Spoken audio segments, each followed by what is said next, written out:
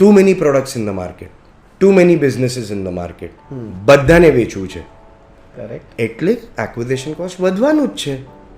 અગર આજે તમે આ ભાવિક હરિયાણીનું તમે સ્ટાર્ટ કર્યું છે, બધા તમારા પાસે પોડકાસ્ટ કરવા આવશે ભાગીને. જે રાજ શર્માની પાસે હવે સાહેબ પહોંચી ગયા, વિજય માલ્યા કેમ પહોંચ્યા અને હવે કેમ એટલા પૈસા બનાવી રહ્યો છે, કેમ કે too many are going to હિમ.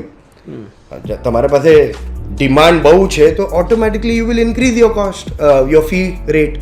બધાને ફેસબુક ને ઇન્સ્ટાગ્રામ એડ રન કરવી જ, ગૂગલ એડ રન, કાં તો ન્યૂઝપેપરમાં. તો ખબર છે એ લોકોનું પાવર કે આઈ કેન, હું તમને 1 કરોડ લોકો પાસે લઈ જઈ શકું છું વિધિન અ મિનિટ.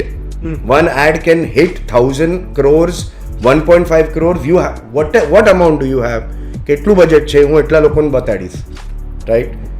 તો જ્યારે બધાને વેચવું છે and in the same manner, તો પ્લેટફોર્મ એની ફીસ વધારશે. કેમ કે આજે ફેસબુક છે, કાલે જિંદા રહેશે કે નહીં એને નથી ખબર.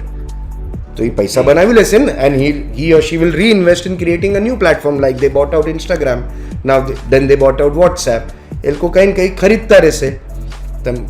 પોઈન્ટ એ જ છે કે માર્કેટમાં કોમ્પિટિશન બહુ વધારે છે, તો customer acquisition cost unless you stand out વધશે, નહીં ઘટી શકે. એ તમારા પર છે કે અક્વાયર કર્યા પછી તમે એને સેકન્ડ સેલ શું કરો છો, કેટલી શોર્ટ પીરિયડમાં કરો છો ને કયા માર્જિન પર કરો છો, વિધાઉટ શોઈંગ અ એડ.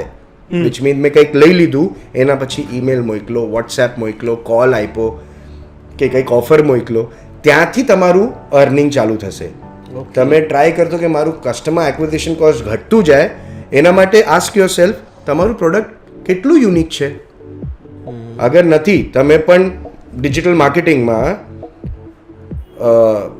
5,000માં કોઈ સોશિયલ મીડિયા હેન્ડલ કરે છે અને same social media handle the bigger agency than mine are charging 3 lakh rupees